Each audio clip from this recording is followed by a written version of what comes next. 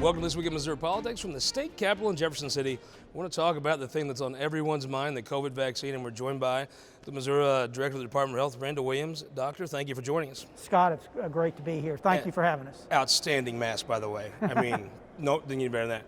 Robert Knodell, the Deputy Chief of Staff to the Governor, and the point person in charge of the vaccine rollout. Thank you for making the time. Thank you, Scott. Glad to be here. Let's talk about how it's going right now. I mean, are you feel good about where the state is, and right now, who can get vaccinated?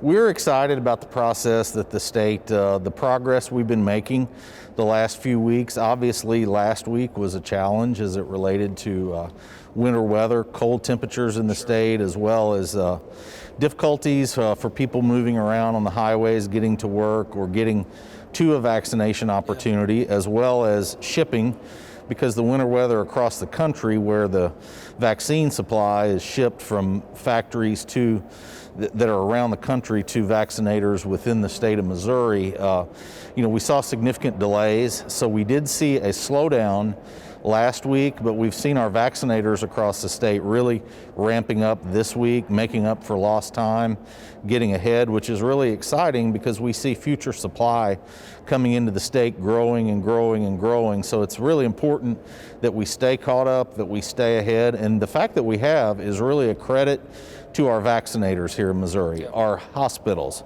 our county health departments, our community health care providers, our FQHCs and pharmacies across the state. So they've done a great job. They've been resourceful, they've been aggressive, and we're happy with where we are. The governor made an announcement this week that that more people are going to be eligible. How does that work? Who is going to be eligible, and when can they be? On March the 15th, the governor and Dr. Williams will be activating Phase 1B Tier 3, and that will include K-12 teachers, that will include grocery store workers, and that will also include other critical infrastructure workers that will help with our state's economic recovery from COVID-19. So we're excited about that. We wanted to announce that for March the 15th because we want to give the employers, the schools time to plan, time to prepare, time to partner with a vaccinator, and we're also going to be able to take advantage of ramped up supply to be able to continue to vaccinate those that are eligible today and continue to grow and increase that rate of those that are vaccinated today, as well as adding the new population. Dr. Williams, you get the vaccine, which I assume, have you taken it yet? Yeah, I have, thank you. Now, what does the vaccine do? Yeah, thanks for the question. Clinically, the Moderna and the Pfizer vaccine offer 95% effectiveness from you getting hospitalized or sick.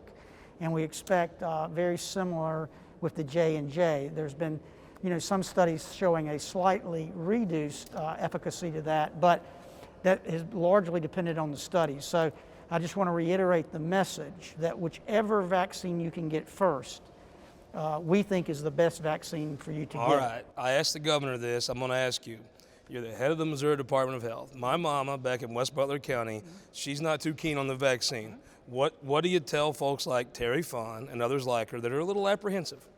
The first thing I would tell you is that all three vaccines have gone through a very rigorous safety examination. They go through tomorrow, the J&J will go before the FDA. That's both internal and external to government inspection. And then it goes before another committee called the Advisory Committee on Immunization Practices. They look at it. This is all after it's been vetted by the company's scientists, Johnson & Johnson. And then we will look at it after the CDC looks at it on Sunday. So my team will be looking at it this Sunday to put all that together.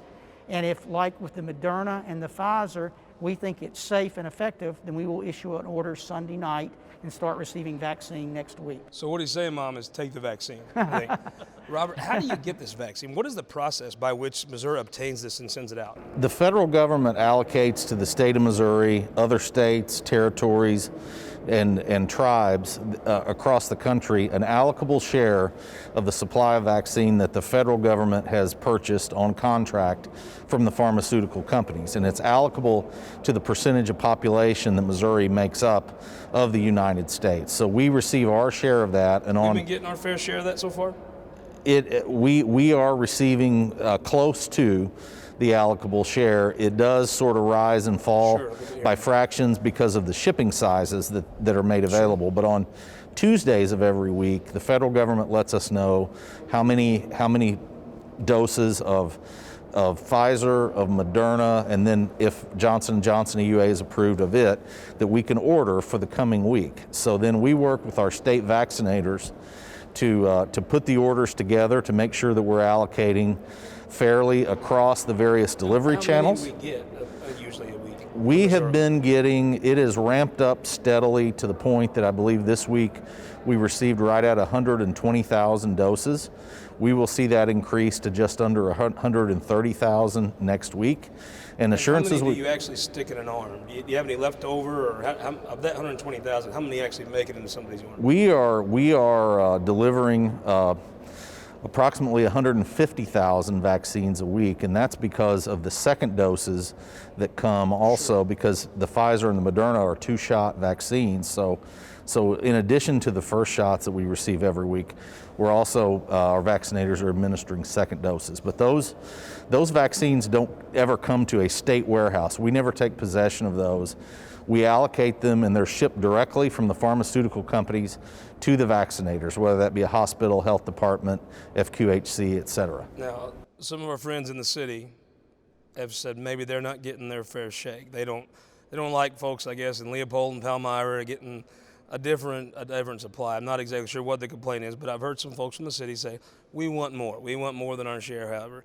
How do you split that up? We have broken up our allocations based on the 9 highway patrol regions of the state. And so each region itself receives a share that is roughly proportional to the population of that region. And in a given week, based upon the availability of vaccinators and the shipping sizes that it comes, we try to make sure that that number stays within plus or minus 3% of that region's allocable share based on population. Dr. Williams, I saw that Dr. Fauci was on the news, and he said, well, even if you get a shot, you still got to wear a mask maybe for a year or two. Now, there'd be a lot of folks in St. Louis that probably think, oh, yeah, we'll wear the mask, and maybe not everybody has a mask quite as glorious as yours. But after you get the shot, when can you stop wearing the mask? Well, it's a great question. We got some very exciting news based on science from the CDC about 3 weeks ago, that if you get the shot, 2 weeks after you get your second shot with the Moderna or Pfizer, or 2 weeks probably after the J&J, if you're identified as a close contact, you do not have to quarantine. So that's how effective they are. So that's one more reason to get the vaccine, because 2 weeks after it, if somebody calls you and says, oh, Scott, I hate to tell you this, but I was right next to you in the car going to Busch Stadium and I have COVID, if you were had had the vaccine for 2 weeks, you don't have to quarantine. To answer your question specifically, at this moment in time, we're still encouraging people, whether you've been vaccinated or not, to social distance, wear a mask, and use good hand sanitizer. So when do you think there'll be a time when, let's say, hypothetically, overweight, early 40s hillbillies can get a vaccine? Yeah. We are very excited. We think that we can look toward, both in the United States and in Missouri, probably in late April, May, open up to what in Missouri is phase 3. And after you're slightly overweight, or maybe a little more than that, overweight hillbillies get the shot, when will the mask stuff go away? Well, I can't, that'd probably be speculation at this point, but I do believe. But it ain't going to be 2022, right? No, I truly believe that by the time we get to July, every Missourian in the state who wants a vaccine will have had one. And that we believe once that happens, and we should at that point be at herd immunity, which is about 75% of the population is either had the disease or has had a vaccination, we clearly think that come August, July, that we will resume many normal activities like going to see the Cardinals. Well, that's the last question I got for you. This year, I know you advised the governor. Well, I did one other question. So when you advised the governor, at what point of, I've heard people testing positive or getting a vaccine. Is it 75% of Missourians have a vaccine or have had the disease? That's when you would tell the governor, okay, let's go back to business as usual. What is that metric you're looking for? I think what you're going to see is that by June or July, when everybody's had a vaccine that wants one, and you'll have that number of people who've had the disease, I think you'll see both nationally and in Missouri that many of the restrictions, if you want to say, that you're encountering now will be removed. So, Robert Knodell, will people be able to go to the ball game in Busch Stadium just like regular Americans have the right to this year? We are hopeful that will be the case, absolutely. Dr. Williams, state government has a lot of functions. The most important one is to provide a healthy, safe environment for the Cardinals. Will that environment exist this year? That's going to be up to the baseball league. They will. If the president called you, if the president calls me, the main president, President DeWitt, called you, and said, "Should we have Scott and Gussie Faughn at the ballpark?" What would you tell him? In July, I would say yes. What about June? Based on what I know now, I would say yes in July. June, I think, might be a little premature, but certainly July, based on what I know now. And where did you get that glorious mask? I got this here in Jeff City, and I wear it proudly. Of course. So give me real quickly, what's the scouting report for the Redbirds this year? Oh, I think we got a good shot. We got enough arms, live arms. I think we're going to be good. Aaron Griesheim's going to make everyone better. I think it's a great time to be a Missourian, and I think it's a great time to go watch the Cardinals in person. Well, while Robert and I have been kind of doing this, Super Bowl, Stanley Cup, love to get a World Series in there. Those things are nice for the people that like those kind of things, but really we're looking for a 12th World Series. that's kind of what that's going to be the goal of the governor and everybody in state government. I want to thank both of you for making the time. Thank you. A serious project you guys have working on. Yes, sir. And I think everybody appreciates the effort you're putting into it. And Thank Mom, you. get your shot. We'll be right back from here in the Rotunda. Aaron Griesheimer is going to join us after this. All across Missouri, our new car and truck dealers are building strong local economies. When you buy a car or truck in Missouri, you're helping to support over 20,000 Missouri families who rely on the auto industry for good-paying local jobs. You're also helping fund our communities, schools, first responders, and our roads, because dealers generate millions of dollars in tax revenue. Missouri's automobile dealers have been the foundation of our communities for generations and for generations to come. The Missouri Automobile Dealers Association, the heart of Missouri. For more than a century, the St. Louis Carpenters Union has shaped our communities. Through trusted alliances, we deliver skilled professional craftspeople, while our business partners provide the kind of quality jobs that keep our economy humming. It's a blueprint that has worked since 1882. Turning Missouri into a right-to-work state stalls progress, wipes out jobs, and kills momentum. Right to work is wrong for everyone. Let's keep Missouri moving forward. Visit carpdc.org to learn more. Your energy needs are changing. That's why at Ameren Missouri, we're not waiting on the future. We're building it with the Smart Energy Plan, advancing thousands of projects across the state, helping reduce emissions through cleaner energy sources, boost reliability with self-healing equipment, and better withstand storms with new composite poles. Moving Missouri forward and bringing us all a little closer together. That's energy at work. Welcome back to this week in Missouri Politics from the state capitol. Pretty busy week wrapping up here. We are with freshman legislator from Kansas City's Northland, Ashley Aune. Thank you so much for joining us. Yeah, thank you for having me. Betsy Fogle flipped a seat from Republican to Democrat down in Springfield. Yeah. Now, if I'm at the Vandervoort in Springfield, how do I get to your district? I would like to point out that there are other things in Springfield besides the Vandervoort. People always ask me that question. But if you are downtown, I am just east of there. So I have Central East Springfield. I understand. Missouri's Mayor, Carrie, Tergin, the Mayor of Jefferson City, thank you so much for joining us and hosting us here in Jeff City. Absolutely. And Aaron Griesheimer, political legendary family from Franklin County. Welcome back to the show. What a week here at the Capitol, but let's start with what everybody else is talking about, the COVID vaccine. We had Randall Williams on and Robert Knodell earlier talking about the rollout. I think that everybody that wants one can't get one because everybody would have one. But with what they've started with, I kind of think they've made good what they have, right? I think they really have, and I just want to thank you first for having me on the show again. It's a pleasure being here. I think the governor's office has done a very good job of trying to get the vaccinations out as soon as possible. Obviously it's a trickle-down effect. We've been waiting for the feds to give us enough vaccinations so we can distribute them in the areas that they're most desperately needed. But I appreciate the governor's office and their leadership in helping us distribute these vaccinations to those that can qualify and get them to those that need it most. Now, what everybody watching this is going to wonder, and if I don't ask, I'll get tweets, has the legendary Big John got his yet?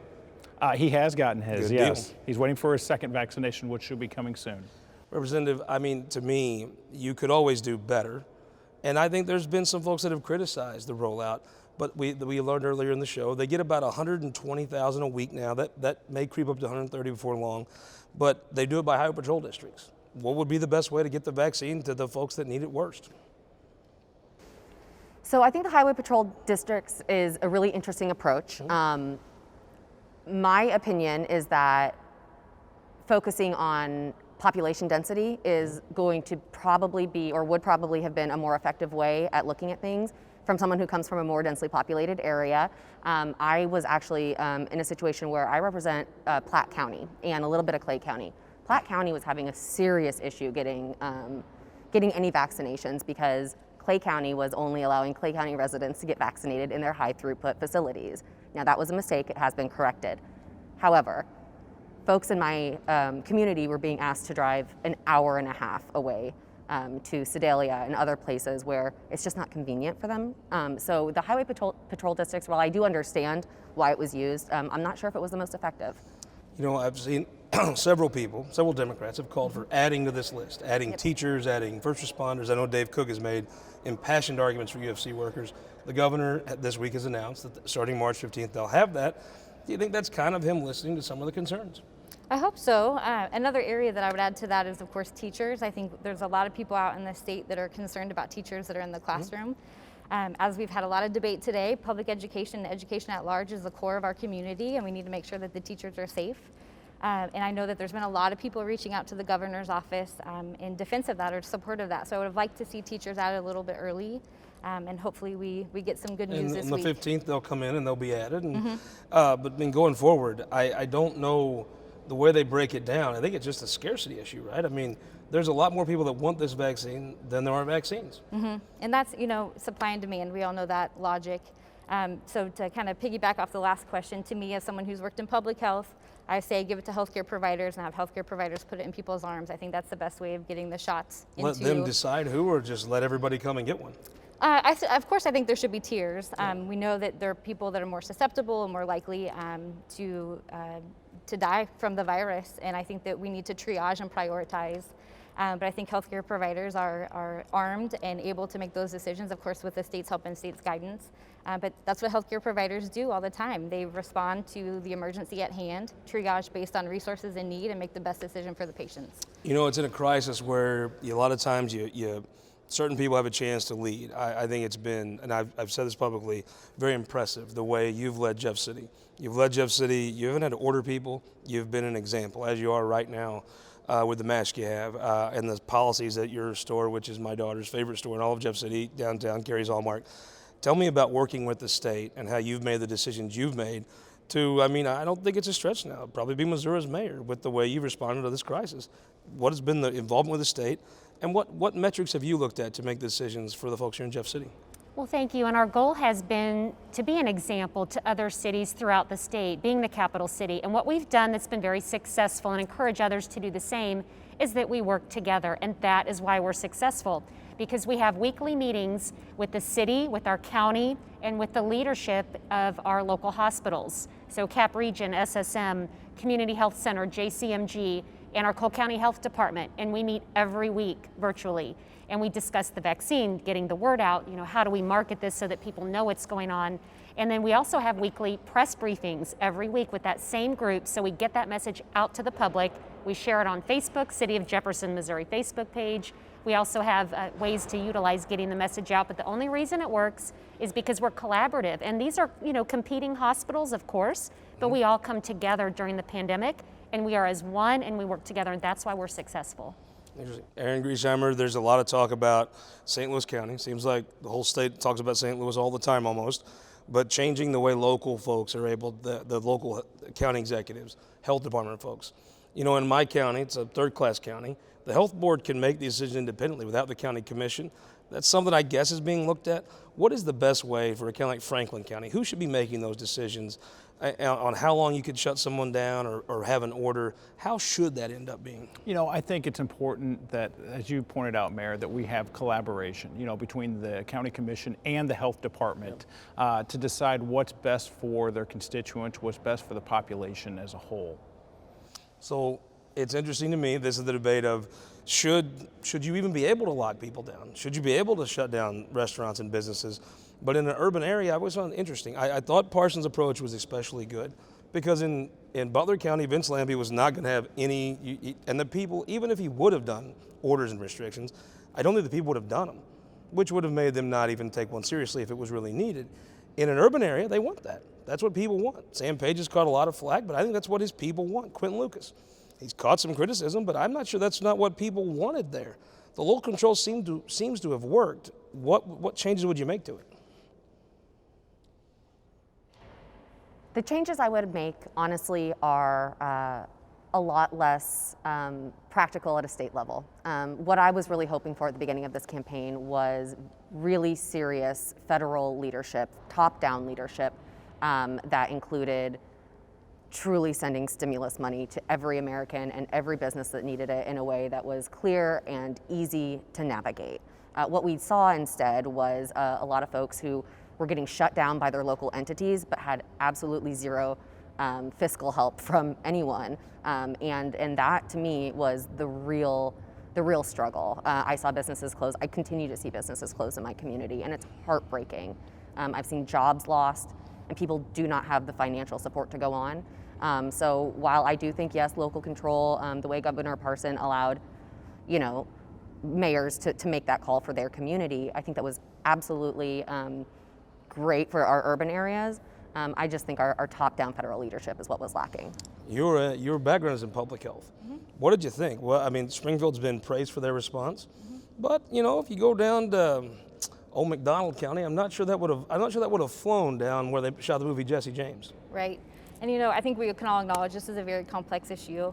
To speak to my background in public health a little bit, you know, I think we need to take a step back and look at our funding structures for places like our public health, our local public health agencies. We rank last in the country for per capita spending in local public health aid, and I think that became evident this year. So if we want to talk about local public control or any of these things, I think it wraps up into where our priorities are, and not specific to COVID, but historically we need to make sure that people have the tools in their tool belt to respond when a crisis happens. We've seen it happen this year, it will happen again, and we need to correctly fund and resource the people making those decisions. Prediction, will you pass a bill changing the exact mix of a local control for a health crisis in Missouri? Yes, I think we will. What do you think happens? I think it happens, but I'll fight against it. What do you think? I just voted against it in committee, but it's going to happen. You talk to the governor quite often. If he asks you your thoughts, what do you tell him? I mean, how's it, the way it works in Cole County and Jeff City, did that work? It did work, and we need to keep that communication very open, and we appreciate the governor's openness to have the phone calls with mayors and other entities so that we are constantly in that communication. I thought it helped him that it wasn't the first time he had been in contact, well, not just you, I mean, you're down the street, but Quentin Lucas, Lyda Cruson, those are phone calls he'd been making and relationships he'd been building before this. He didn't have to make it in the crisis. He'd already had those relationships. Absolutely. You have to have those built, and he made it a priority from the minute he became governor. The first thing he did was meet with mayors, and that's important. And especially now as we transition into the next phases of this pandemic with the vaccine and with different tiers and everything that goes along with it, and continuing to take precautions in a smart way so that we can get back out and hold events and do things. So that transition is important to keep that communication open. Okay, you've been a state legislator for 2 months, and today you had the people that run the place screaming and yelling and couldn't start for an hour, and they passed some bill. I'm not sure that a lot of people even know what it was on schools. What was you sitting there thinking in your chair as all these events started unfolding around you? What I tell people about this job is it is easily the most insane and incredible thing I have ever done. It is the things that go on in this building are so big and so important and so impressive, but at the same time, it's a huge responsibility. Yeah. There's a lot of weight to what we do in this building, and at the end of the day, you know, on a crazy day like this, I look around and I see people who are really passionate about fighting for their communities on either side of an issue, and frankly, I'm just really proud to be a part of this body. So, Aaron Griesheimer, you passed a bill dealing with schools. Yes. Give me the high points to a guy that maybe drives a truck in New Haven. What happened today? You know, I think this opens the door for our kids. This bill, obviously, the way it's written in the House does not apply to my district, my legislative district, but for those that it does, it gives parents an opportunity to send their kids to perhaps a school district where their kids can succeed, and that's where I see it. And I think, you know, even though we sit on different sides of the aisle, I think we can agree that we're trying to help our kids, and we all have different ways of approaching that, but I see this as a definite win for our kids. Was it Representative John Black that had an amendment about transportation funding? Correct. That will help folks in Franklin. 40%, yeah, the 40% funding for the transportation of our kids in school districts. You had to be like, you know, yelling and can't start and starts and stops. You know, that's not how you would run something, I think, intentionally, but the way it came out, what did you think of the bill, and what does it mean to you? Like, what does that person who works at the Vandervoort, what does it mean for them? So a lot of questions in there. For a freshman walking into it, of course today was an amazing experience, a little bit insane, but amazing. I think as freshmen, we're spending a lot of our time just trying to keep up with the pace of how quickly things move. For me, you know, I represent Springfield, and Springfield Public Schools, we're the largest school district in the state, and I have really big concerns about any time we take public dollars and reinvest them in the private sector. And I oppose the bill, will continue to do so, and think that we need to do everything we can to correctly and appropriately fund Springfield Public Schools, and I'm just not willing to gamble on the kids in my district's future. We can't correctly and appropriately end on time if we don't start now with who won the week. All right, I think the Biden administration won the week. I think that what we're seeing across the country is lower rates, lower infection rates, lower death rates, and higher inoculation rates. Seems like a kind man, and I think that's a great thing in a leader. Won the week. This is going to be cheesy, but I think I did, because I get to come in this building every single day and represent the people in my district, so that answer will always be me. It's the first time anybody's double bank shotted themselves. I like it. Keller tries to do that, but you did it well. Aaron, who won the week? I got to give credit to the Speaker Vescovo and his staff. I think they definitely won the week. This was a historic vote today, and I know there was a lot of hard work involved. Sure. So I got to give them the credit. Missouri's mayor, who won the week? The Bicentennial Bridge won the week because we started construction on the bridge this week, and we have no riverfront access, so that's going to change in the bicentennial year, and we should have it ready about by August, and you'll be able to get down to the Missouri riverfront. August of this year? Of this year, of 21. Wow. That's why it's the Bicentennial Bridge in our bicentennial year. They started construction off of Chestnut near the historic penitentiary, and this island that you can access is a riverfront park right outside your door here at the Capitol. So terrific. That definitely won the week. I'm going to say two folks. I'm going to cheat this time and go to one, Senator Carl Esslinger, 2 months into her term in the Senate, represented herself very well on the floor, had a great coming out party. I'm going to say Representative John Black, another South Central Missouri guy. A lot of times rural Republicans just sell out to St. Louis Republicans for nothing. He did something that's interesting. He actually helped that yellow dog run on time. And as a kid that rode the yellow dog 45 minutes from Stringtown to Neelyville, anything you can do to make that school bus better, I'm for. Hope you'll win the week next week by joining us here next week on This Week in Missouri Politics.